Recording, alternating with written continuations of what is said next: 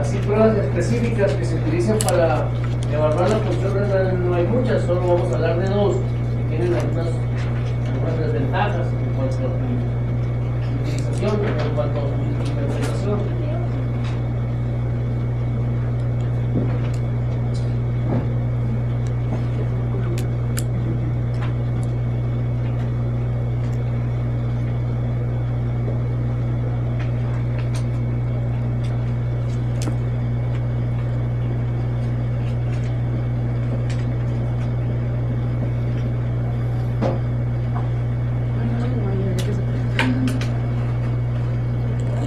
¿De hombres o de mujeres? Entonces, el primero de una de las pruebas más conocidas o todavía muy utilizadas, a pesar de sus desventajas en la interpretación, es el nitrógeno ureico sanguíneo. El nitrógeno ureico sanguíneo también lo van a encontrar con las siglas en inglés como UR. ¿Sí?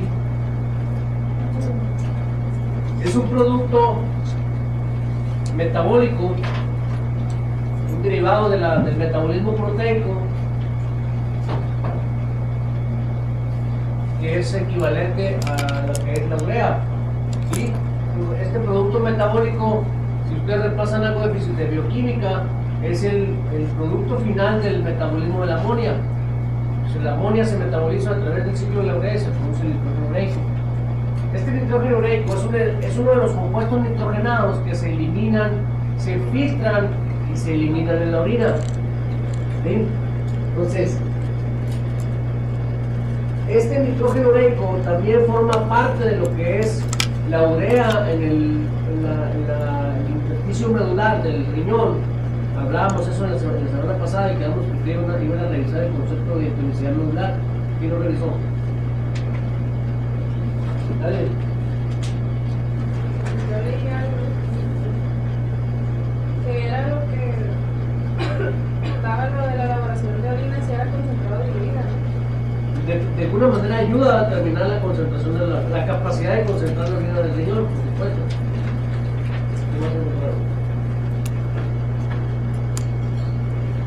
Bueno, este compuesto nitrogenado se filtra libremente hacia lo que es el glomérulo, lo que es el filtrado tubular, pero tiene la particularidad que se absorbe de nuevo, o sea, se reabsorbe. Generalmente tiene difusión pasiva. Se puede ir hacia el líquido intersticial o hacia el líquido tubular, dependiendo mucho de lo que es el flujo de orina por el líquido filtrado en el glomérulo, en los túbulos renales.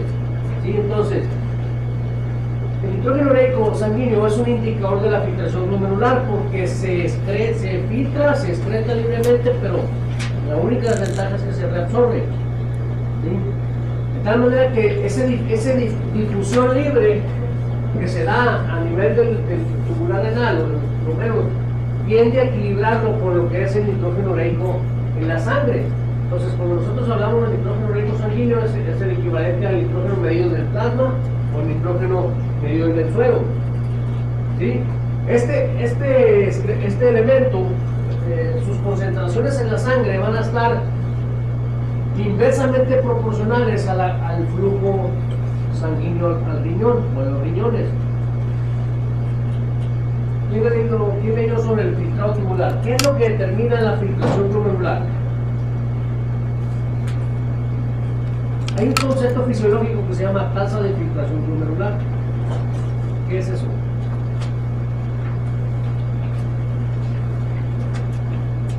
Cuando hablas de tasa se refiere a volúmenes. La cantidad filtrada por unidad de tiempo. Entonces, la tasa de filtrado glomerular. Entonces, ¿qué determina la tasa de filtrado glomerular?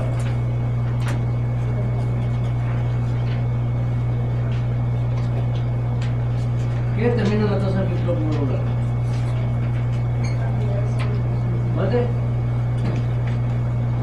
La filtración que se dé y la eliminación de este compuesto junto con otros elementos nitrogenados van a estar determinados por la tasa de filtración glomerular.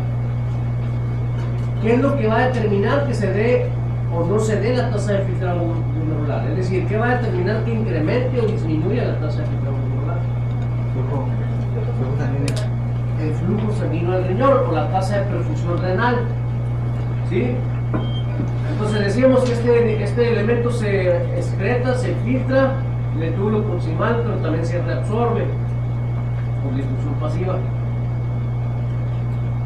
Entonces, como la tasa de filtrado glomerular está determinada por la tasa de perfusión renal, y todos saben a lo que me refiero cuando hablo de tasa de perfusión renal, ¿verdad? Cualquier condición que reduzca la tasa de perfusión renal va a disminuir la tasa de filtrado glomerular. Por lo tanto, se va a incrementar la concentración de nitrógeno ureico sanguíneo. ¿Sí? Se va a incrementar el nitrógeno ureico en plasma o en suero. Es como la tasa de filtrado glomerular está determinada por la tasa de perfusión renal. Si disminuye la perfusión renal con la perfusión o la irrigación renal, va a disminuir la tasa de filtrado glomerular. ¿Sí? ¿Cuándo puede disminuir la tasa de perfusión renal? Entonces, decíamos ahorita que este se reabsorbe, se puede reabsorber. La tasa de reabsorción es inversamente proporcional a los cambios en el flujo renal, en la tasa de perfusión renal. ¿Sí? Es lo mismo que yo dije anteriormente. La tasa de filtrado glomerular es dependiente, es directamente proporcional al flujo sanguíneo renal. Es decir, si incrementa la tasa de perfusión renal, incrementa la tasa de filtrado glomerular. Es decir, llega más plasma a ser filtrado en el glomérulo o en la unidad del glomérulo. Por lo tanto, se va a excretar, se va a producir más orina, porque se está aumentando la tasa de filtrado. ¿Sí? Al haber más filtrado glomerular, ¿qué va a pasar? Hay más producción de orina, más volumen de orina producido. Entonces, si hay más volumen de orina producido porque hay un incremento en la tasa de filtrado glomerular, ¿qué va a pasar con la absorción de este elemento? No se reabsorbe, en su mayoría se va a eliminar. La difusión pasiva del nitrógeno ureico no solo se da en el túbulo proximal, también se da en el túbulo distal. O sea, a todos niveles de la nefrona se va a dar esa reabsorción pasiva. Entonces, los cambios de flujo del filtrado tubular van a afectar de manera significativa estos procesos de difusión pasiva.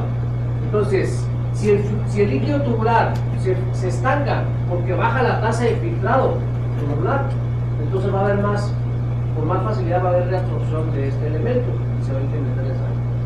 ¿Sí está claro? Eso lo dieron a la microfisiología. ¿Sí?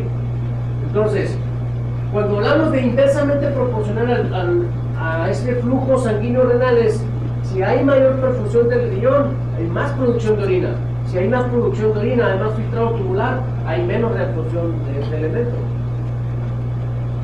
¿Sí? Pero también sucede lo contrario. Si disminuye la tasa de perfusión renal, ¿sí? Esto va a hacer que disminuya la tasa del filtrado glomerular y la producción de orina. Por lo tanto, el flujo tubular renal va a ser menor y va a haber más reabsorción pasiva de este elemento renal. ¿Sí? Entonces ahora, ya pueden entender ustedes por qué un estado hipovolémico va a incrementar la concentración de nitrógeno ureico sanguíneo. ¿Qué es lo que pasa cuando un paciente está deshidratado? Un animal está deshidratado, incluidos nosotros mismos.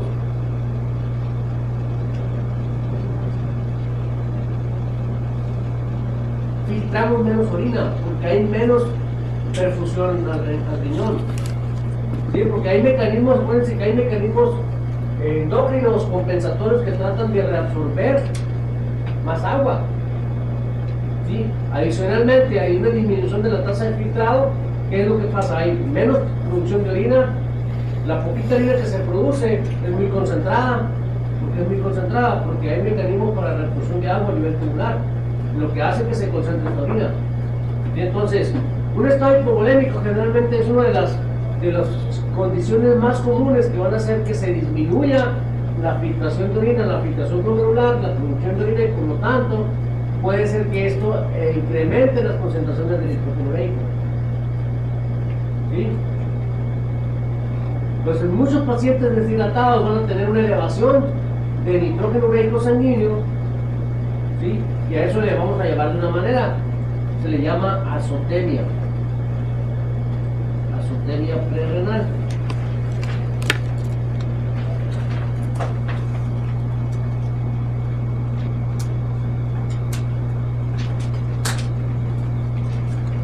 Entonces, nitrógeno ureico se está produciendo diariamente, producto del catabolismo proteico. Esta es una condición importante. El nitrógeno ureico, a diferencia de otros elementos que se miden en la sangre para evaluar la función renal, proviene del metabolismo proteico, de tal manera que cuando hay un incremento en el catabolismo de las proteínas estructurales, ¿sí?, de lo que llamamos catabolismo proteico, se produce amonia, y esta amonia lo que hace entra el ciclo de urea para producir nitrógeno ureico. Del mismo modo, las proteínas que se degradan a nivel intestinal, ¿sí?, pasan a lo que es el torrente circulatorio y llegan al hígado y aquí se metabolizan. Entonces, cualquiera de estas condiciones que se incremente el catabolismo proteico, ¿sí?, va a hacer que se incremente la cantidad o la síntesis del nitrógeno ureico. Esta es una de las razones que vamos a ver ahorita por qué el nitrógeno ureico sanguíneo es de muy poca especificidad para evaluar función renal.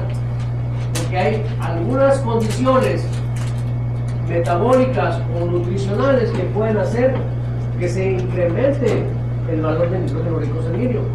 Si es un animal que tiene una dieta muy alta en proteínas, hace que se eleve el metabolismo proteico. Entonces, la concentración de nitrógeno ureico sanguíneo se incrementa. Y no necesariamente quiere decir que el riñón está fallando, ¿sí?, aunque sea la vía principal de excreción de la urea. A estos factores a los que les acabo de mencionar se le llaman factores no renales, que incrementan la concentración de nitrógeno ureico sanguíneo. Dentro de los más conocidos están dietas altas en proteínas,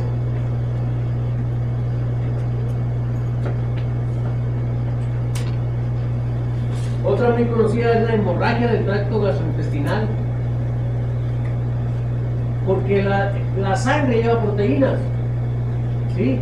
Entonces la sangre que se reabsorbe, que se degrada más bien a nivel del intestino delgado, estamos hablando solamente de hemorragias craneales, es decir, de la parte anterior u oral del tracto gastrointestinal, no las caudales, y principalmente las orales. Por ejemplo, un paciente que tenga ulceración gastrodenal, que tenga algún otro tipo de hemorragia gastrointestinal donde la sangre se reabsorbe, y esto va a incrementar el valor del nitrógeno ureico sanguíneo. Y luego, incremento del catabolismo proteico. Animales que tienen ciertas enfermedades crónicas donde hay estados caquéxicos, una de ellas es el síndrome de Cushing. El síndrome de Cushing es una enfermedad endocrina que se caracteriza por un incremento en el catabolismo, de tal manera que los animales empiezan a perder masa muscular, ¿sí? Pero además de esta condición, cualquier estado de enfermedad donde incremente el catabolismo proteico, entonces muchas enfermedades crónicas inflamatorias pueden incrementar el valor del nitrógeno ureico sanguíneo. Y por eso, el hecho de que existan factores no renales, ¿sí?, hacen que no sea específico. Además de que es un elemento de que se puede difundir de manera retrógrada, es decir, se reabsorbe de manera pasiva, por eso no lo hacen un elemento tan útil o tan confiable, mejor dicho, para evaluar la función renal. Porque ahorita vamos a ver creatinina, y la creatinina tiene algunas particularidades que difieren del nitrógeno ureico sanguíneo. Pero también hay disminuciones o disminución del nitrógeno ureico sanguíneo, generalmente las enfermedades hepatocelulares, ya lo vimos por qué, ¿verdad?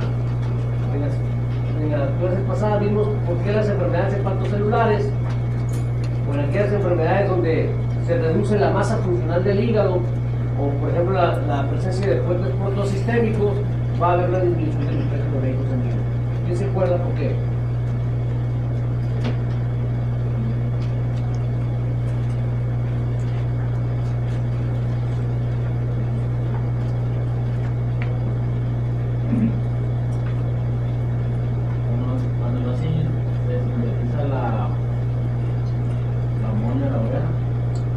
básicamente no se metaboliza la urea, la amonia a urea.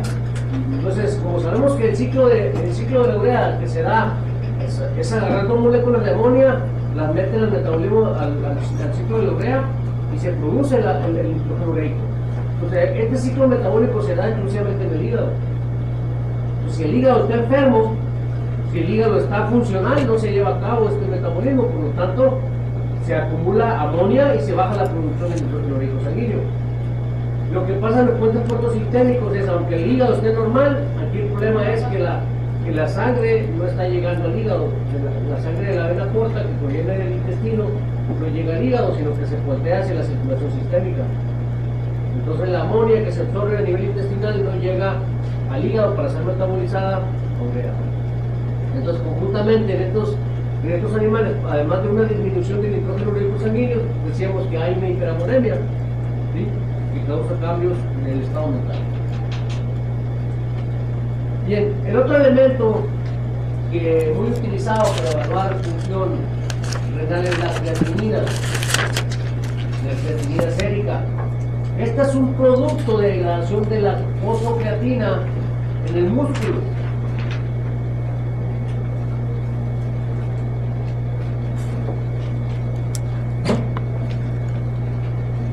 La creatinina es un elemento de desecho, un elemento nitrogenado de desecho, que a diferencia del nitrógeno ureico sanguíneo, se filtra pero no se reabsorbe. Es decir, una vez que pasa el filtro glomerular, aun cuando haya una difusión pasiva, que haya una disminución de la circulación del líquido glomerular filtrado, esa ya no regresa a la circulación sistémica. Ahí se queda en el filtrado glomerular. ¿Sí? Entonces, por lo tanto, no se reabsorbe. Esta característica le da a la creatinina mayor especificidad que el nitrógeno ureico sanguíneo para evaluar función renal, los trastornos de la función renal. Entonces, esta es una característica fisiológica, joven. Es una característica fisiológica de la creatinina. Que la creatinina no se reabsorbe en el nitrógeno renal una vez filtrada. El nitrógeno ureico sí se reabsorbe. Por eso van a ver que cuando se hacen estudios de depuración de ciertos fármacos, o por ejemplo cuando se quiere evaluar la excreción fraccional de electrolitos, siempre se toma como referencia la concentración de creatinina en la orina y la concentración de creatinina en la urea. Perdón, la urea en la sangre. ¿Sí? Porque esta tiene la particularidad que una vez filtrada no se reabsorbe. Por eso es más específica que el nitrógeno ureico sanguíneo. Y la otra es que la creatinina o las concentraciones de creatinina no se afectan ni por hemorragia gastrointestinal, ni por dietas altas en proteínas, ni por catabolismo proteico, a diferencia del nitrógeno ureico sanguíneo. ¿Sí? Entonces, con estas características hacen que sea más específico que el nitrógeno ureico sanguíneo para evaluar función renal.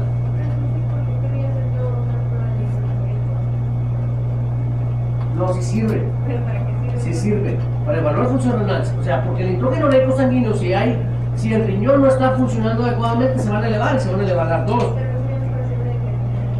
Lo que pasa es que hacen las dos. Se hacen las dos. ¿Sí? Entonces, nada más que ahorita vamos a ver que así como aunque sea la creatinina más específica que el nitrógeno ureico sanguíneo, tiene la particularidad de que no son sensibles. No son sensibles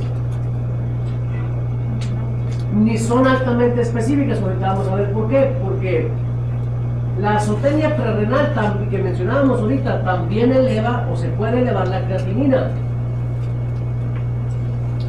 pero la creatinina en una azotenia prerrenal, es decir, cuando hay una hipovolemia, una disminución de la producción renal que disminuye la tasa de filtrado glomerular, aquí el problema no es que la creatinina que esté filtrada se reabsorba, el problema es que la baja tasa de perfusión renal hace que menos cantidad de creatinina se excrete en la orina y por lo tanto se empieza a elevar en la sangre.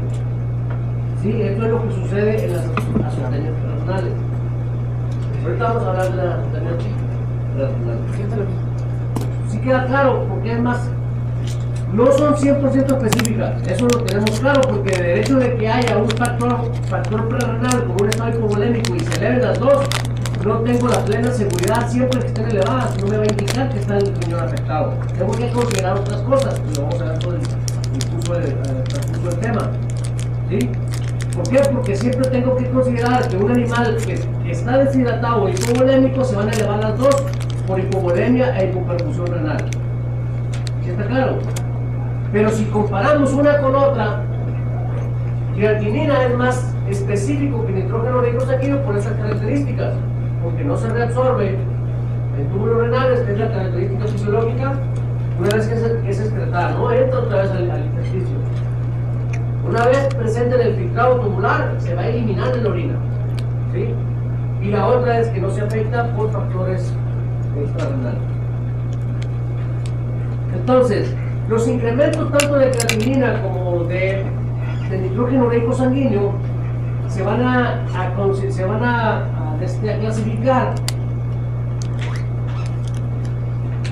Ya vimos que la elevación de los dos compuestos nitrogenados da origen a algo que se llama azotemia. Ahora le dicen hiperazotemia. Sí. Azotemia es el término que siempre se ha conocido para referir una elevación de los compuestos nitrogenados. Sin embargo, ahora hay gente que, nuevas corrientes de patólogos clínicos defienden el concepto de hiperazotemia. ¿De dónde deriva este término? Porque se supone que la definición, ahora dicen que la definición correcta de azotemia es la presencia de compuestos nitrogenados en sangre. Y como siempre hay compuestos nitrogenados en sangre, aunque sea en baja concentración, por eso el término más correcto dicen que es hiperazotemia. Pero tú vas a encontrar a muchos veterinarios, incluso algunos literatura, sobre todo de americana, que manejan el concepto de azotemia todavía, ¿sí? Pero estamos hablando de lo mismo, ¿ok? Azotemia o hiperazotemia estamos refiriendo a una elevación por arriba del valor de referencia del nitrógeno ureico y de la creatinina, ¿sí? Entonces, va a haber factores renales, es decir, enfermedades renales que van a elevar estos dos factores, estos dos elementos, por eso los estamos discutiendo en esta clase. Pero sin embargo va a haber factores o situaciones prerrenales que tienen que ver con hipoperfusión, con hipovolemia y factores posrenales que tienen que ver con alguna interrupción de la circulación o de la integridad del tracto urinario bajo principalmente.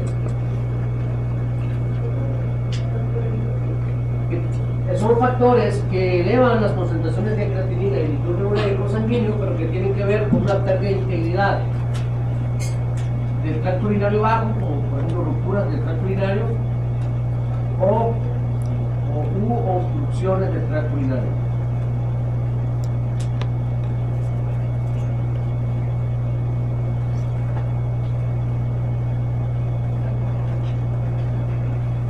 Después vamos a hablar, sí, la oriliquiasis, etcétera, ¿no? Obstrucciones del tracto urinario. Sensibilidad y especificidad del nitrógeno ureico sanguíneo y creatinina. Desafortunadamente ya mencionamos que no son sensibles. Esa es una gran desventaja de las dos. ¿Sí? ¿Por qué no son sensibles? Debido a la gran reserva funcional que tiene el riñón o las nefronas. Desafortunadamente, cuando hay un problema renal y se empiezan a elevar el nitrógeno ureico y la creatinina, es cuando ya tienes una pérdida de la función de 3/4 partes del total de nefronas funcionales. Nosotros no sabemos ni podemos saber en un caso clínico qué porcentaje está dañado, ¿sí? Solo que dice, vamos a tener que integrar otro tipo de información para poder achacar a las elevaciones de nitrógeno ureico y creatinina, achacárselas o asignárselas a un problema renal, ¿sí? Muchas veces lo hacemos descartando otras causas o descartando los factores renales que son los más comunes. Por ejemplo, un paciente que está deshidratado, ¿sí? Si empieza a tener elevaciones de creatinina y de urea, lo primero que tienes que pensar es que esa azotemia sea prerrenal. ¿Sí? ¿Cómo puedes quitar ese factor? Corrígelo. Corrige el estado de deshidratación. Esos pacientes los hidratas y lo que tú esperas es que bajen las concentraciones de estos elementos. Si no bajan, se mantienen elevados, entonces tienes un problema de disfunción renal. O sea, tienes una insuficiencia renal. Nosotros no podemos saber esto. Este dato en todos los libros te lo mencionan, nomás para que sepas de por qué la sensibilidad es tan baja de estas pruebas. ¿Sí? Pero decíamos ya que la creatinina es más específica que el nitrógeno ureico. ¿Por qué decíamos que es más específica, Julio? Porque el nitrógeno ureico tenía otras causas, como la dieta, la alta ¿Se eleva concentración, por factores no renales? ¿Cuáles? las proteínas, la dieta, un aumento.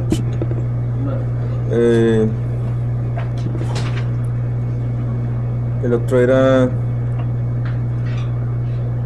¿El factor fisiológico cuál es?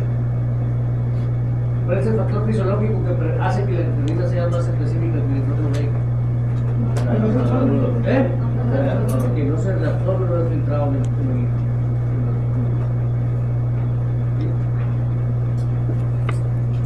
Entonces, debido a esta baja sensibilidad que tienen estas pruebas, se complica el poder, y debido a esto y a que hay factores prerrenales que van a elevar estos dos compuestos en sangre, esta situación dificulta a veces el poder detectar animales que tengan un daño renal o una insuficiencia renal. Para eso tendremos que utilizar algunas otras pruebas que vamos a ver más adelante. Una de ellas, que la vamos a ver en las próximas clases, es los cambios físicos de la orina, como es lo que es la gravedad específica de la orina.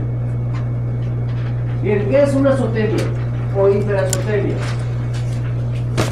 Decíamos que es una elevación de compuestos nitrogenados en sangre por arriba de los valores de referencia. Todas las pruebas estas tienen su valor de referencia, tanto en el sistema, en unidades del sistema convencional como en unidades del sistema internacional.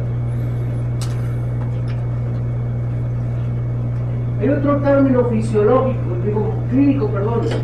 término clínico que se emplea para referir a aquellos pacientes que tienen una elevación prolongada o crónica de compuestos nitrogenados en sangre, pero que tienen cierta signología clínica, que es la uremia. Entonces, cuando hablemos de uremia o cuando escuchen a un veterinario que hable de uremia, se refiere que es un paciente que tiene signos clínicos asociados a la uremia. Generalmente, la gran mayoría de las veces, estos signos de uremia van a ser asociados a una insuficiencia renal crónica o una insuficiencia renal. ¿Cuáles son esos signos clínicos? Puede ser vómito, son muy variables, puede ser vómito, puede ser diarrea, puede ser comatoso, convulsiones, puede haber formación de sarro en los dientes, halitosis, epistaxis, porque acuérdense cuando hablábamos de trombocitopatías, ¿sí? Trombocitopatía adquirida. A ver, una causa de trombocitopatía adquirida.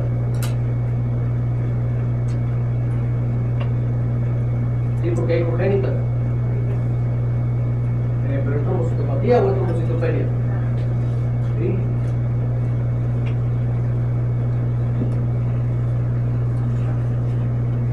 ¿Qué situaciones pueden afectar la función plaquetaria? Factor de... Eso es congénita. No sé lo del factor Muy bien, es congénita. Esa es una trombocitopatía congénita, pero adquirida ¿cuál?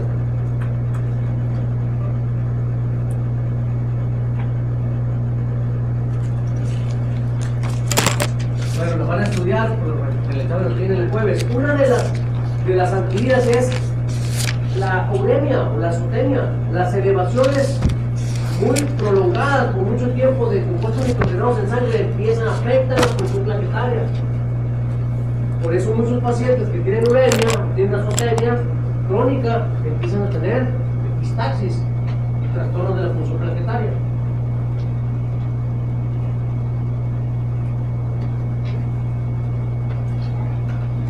Entonces, podemos decir que son dos conceptos, la azotemia o hiperazotemia, son dos conceptos relacionados con la uremia. ¿Sí? Sin embargo, no todos los pacientes que tengan azotemia o hiperazotemia van a estar urémicos. ¿Sí? Ojo con esto. No todos los pacientes que tienen azotemia van a tener uremia, pero sí, todos los pacientes que tienen uremia van a tener azotemia.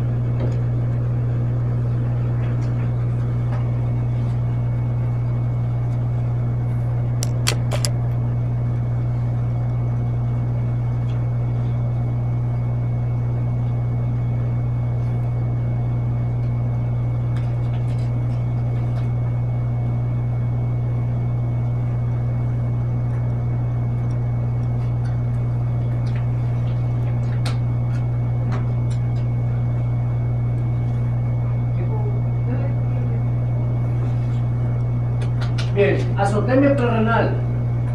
Cualquier condición, como mencionamos hace un momento, cualquier condición que disminuya la tasa de perfusión renal y por lo tanto la tasa de filtrado glomerular va a disminuir por un lado la excreción de compuestos nitrogenados en sangre.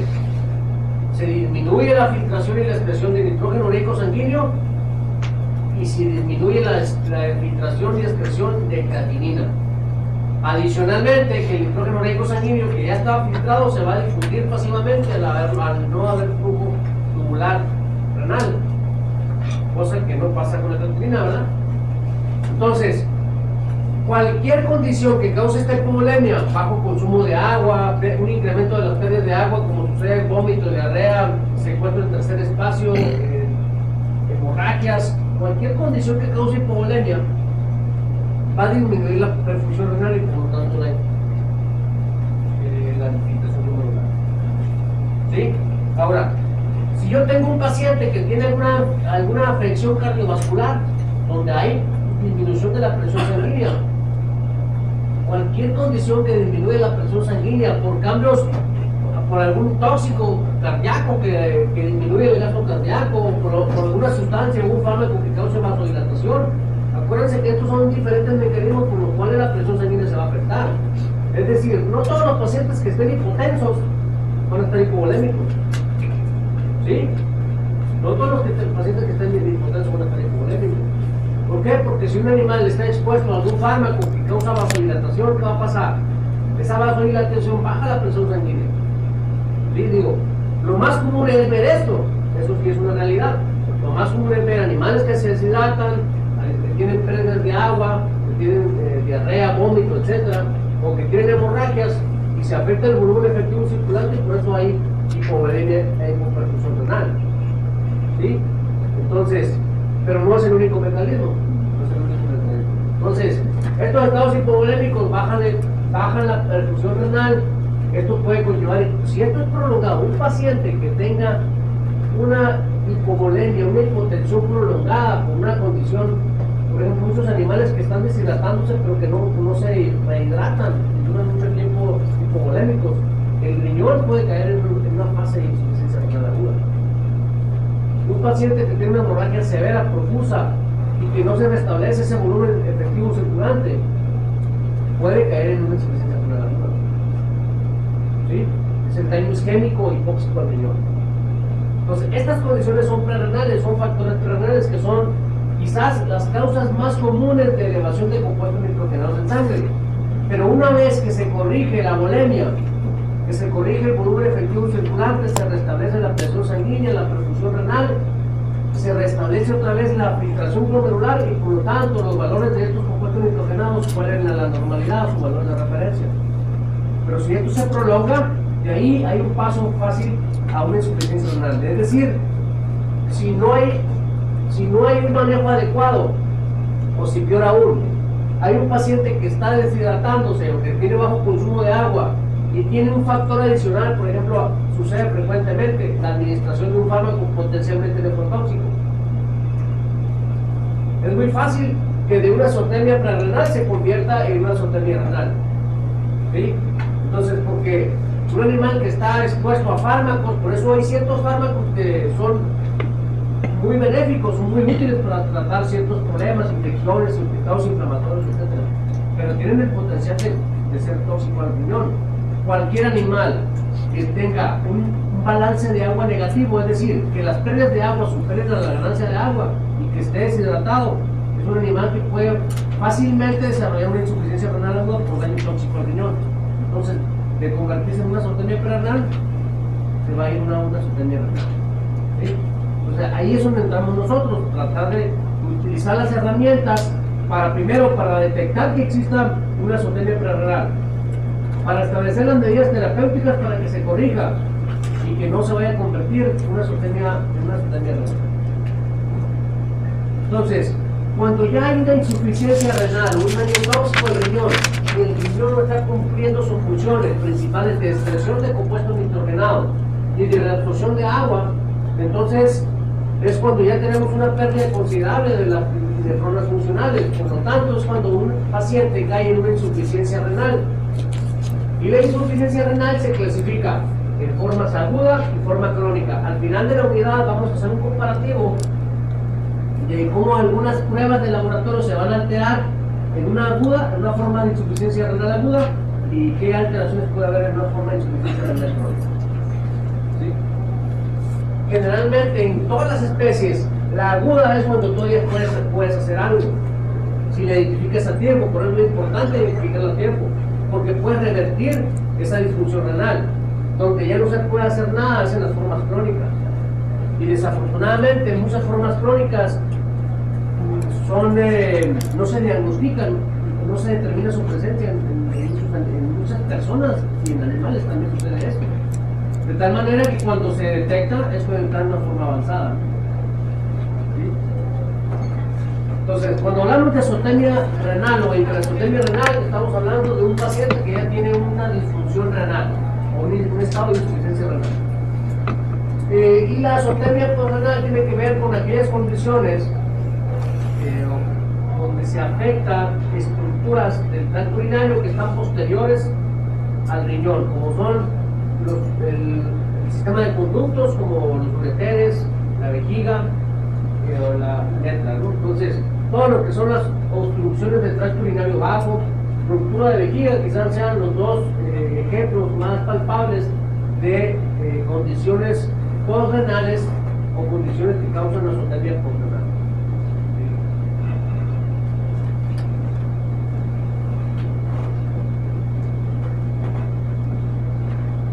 ¿Alguna duda?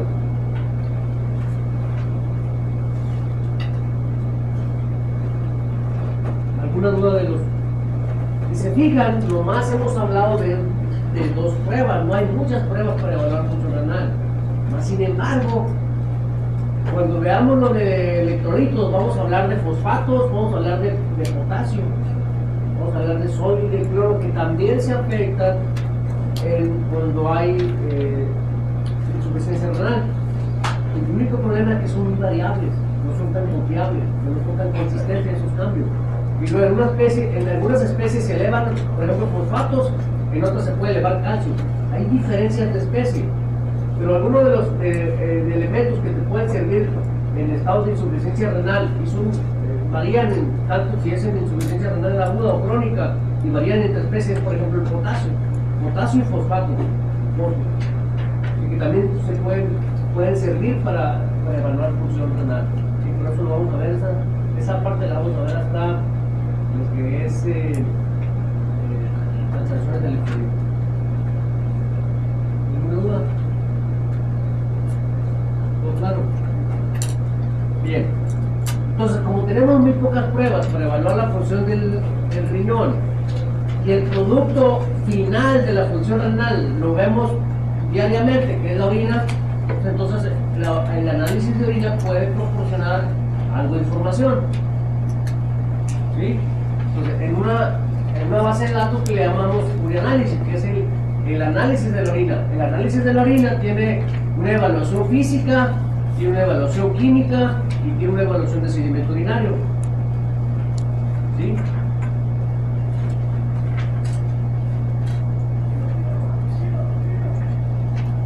Entonces, lo que nosotros vamos a buscar es una alteración, algunos elementos de la orina que se alteren, que nos pudiesen sugerir un daño renal. Desafortunadamente no hay muchos. si sabemos, si consideramos que la orina que se produce es producto del metabolismo de varios órganos, entonces muchos elementos que se eliminan de la orina no dependen solo de la funcionalidad del riñón, sino de la funcionalidad de otros órganos. Y voy a poner el ejemplo de las bilirrubinas. El hecho de que yo encuentre bilirrubinas en la orina elevadas, ¿qué me indica? No me indica una insuficiencia renal.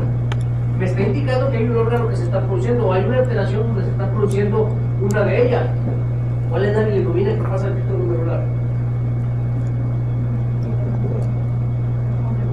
La bilirrubina conjugada. Entonces yo ya espero que cuando hay un desorden hepatocelular o una colestasis que se eleva este tipo de bilirrubina, la voy a esperar a encontrar en grandes cantidades de la orina. Pero no quiere decir que el riñón esté mal. Igual cuerpos cetónicos. Los cuerpos cetónicos es uno de los análisis químicos que se le hace a la orina, y ahorita ya con tiras reactivas, muy fácil, muy práctico. Pero los cuerpos cetónicos que estén incrementados en la orina no me indica que esté afectado el riñón, sino que está indicando que hay un trastorno metabólico, donde se están metabolizando los cuerpos cetónicos, se están metabolizando grasas. Entonces, desafortunadamente no hay muchas pruebas. Ahorita vamos a ver que algunas de ellas son las que nos van a proporcionar más información, y siempre correlacionándolo con los valores de creatinina y nitrocloruro sanguíneo. ¿Sí? Pero antes de hablar de lo que es la discusión o la interpretación de las alteraciones de la orina, es importante que sepamos esto: cómo es colectada la orina. La orina se puede colectar por chorro espontáneo, es decir, te pusiste ahí a atrapar o a vigilar al paciente hasta que orinara y le estás cachando el chorro, ¿verdad? Esa es una. La otra puede ser por cateterización urinaria, es decir, que metas una sonda por la uretra. En casi en cualquier especie, en hembras esto es un procedimiento más fácil porque la longitud de la uretra es muy corta.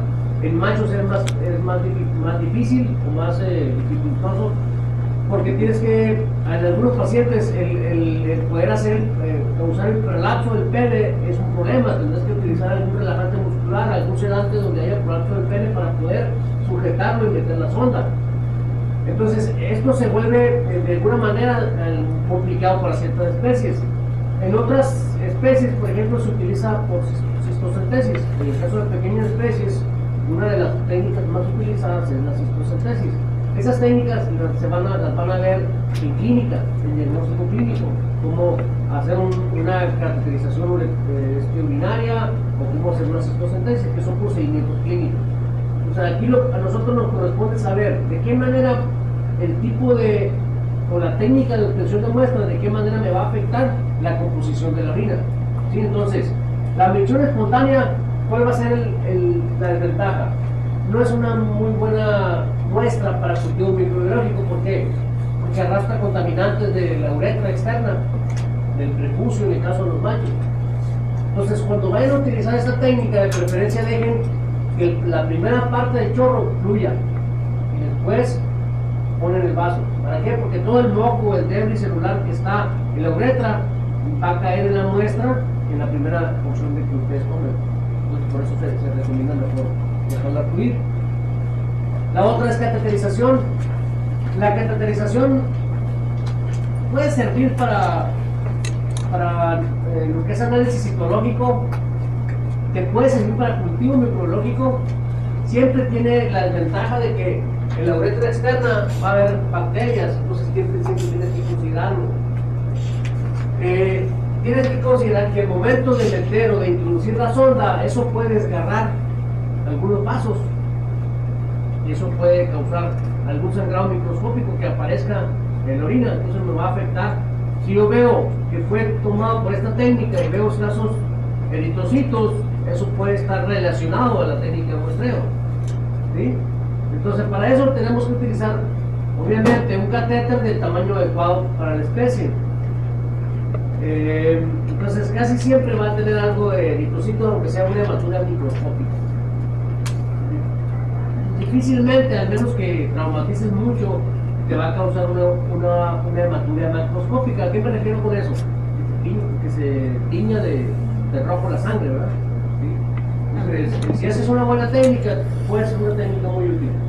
En pequeñas especies es una técnica muy utilizada, la cistocentesis, para obtener muestras de sangre para el cultivo microbiológico es de elección.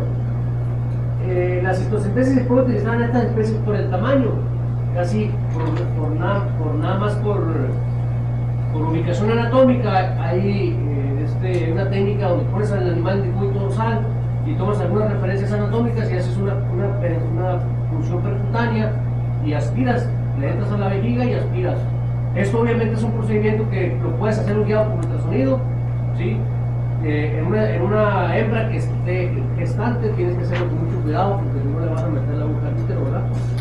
Entonces, pero en la mayoría de los casos, esta es una técnica muy útil.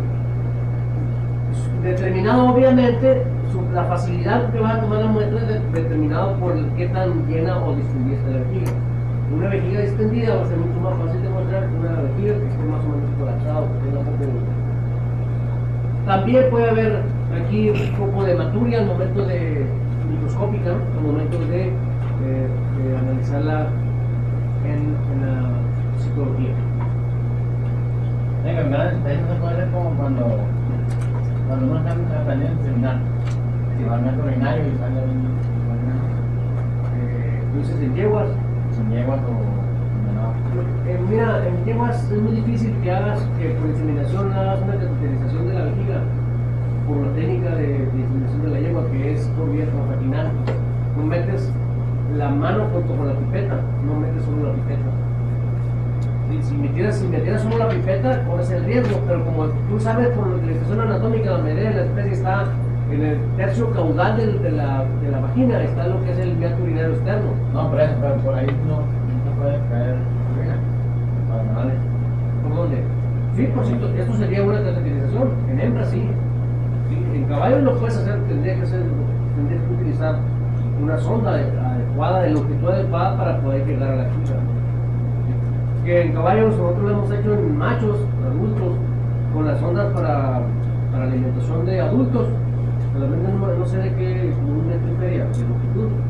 Con eso puedes sondear un caballo. ¿Sí? Es más el rollo de tener que sedarlo, ponerle una trampa, esterilizar el pene y introducir la sonda. No es tan complicado, más el rollo más de hacer que relaje el pene, ¿verdad? Por si eso también se puede ver gratis. No, por el tamaño de la cavidad.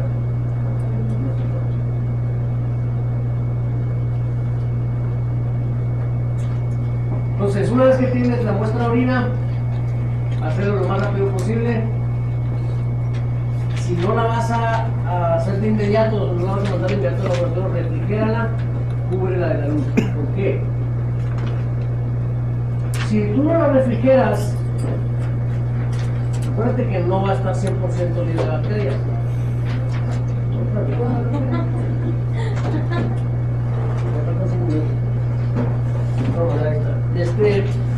Si no la refrigeras, no va a estar libre de bacterias. Entonces lo que va a haber mayor crecimiento bacteriano. El crecimiento bacteriano te alcaliniza la vida. Sí, va a haber un pH alcalino. De hecho, el pH es un dato físico que vamos a tomar en cuenta y que frecuentemente se altera cuando hay infección en el tracto urinario. ¿Sí? Entonces, para evitar que ese cambio se dé por un mal transporte de la muestra o por el crecimiento bacteriano después de obtener la muestra, por eso se recomienda que la metas a refrigeración. Acuérdate que al momento de refrigerar bajas el metabolismo de todas las células que estén ahí, incluidas las bacterias. ¿Sí? Entonces, no refrigerarla, no congelarla, solo refrigerarla. Porque el incremento de el pH alcalino también te va a degradar algunos elementos que no son celulares, como son cilindros, que los cilindros son muy escasos en la orina normal, pero son uno de los indicadores importantes en el sedimento urinario de daño tubular renal.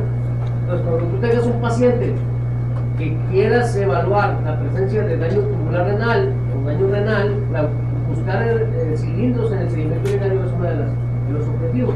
Entonces, en esos casos tú tienes que cuidar que en la orina no sufra cambios de pH, porque se desintegra.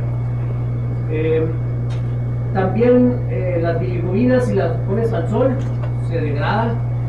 Por eso hay que protegerla de la luz solar, ¿no? Por eso la mayoría de la gente que va al seguro lleva frasquito tapado, ¿no? Con un papel aluminio o algo, o en un frasco ámbar. Y entonces se tiene que cubrir de la luz solar.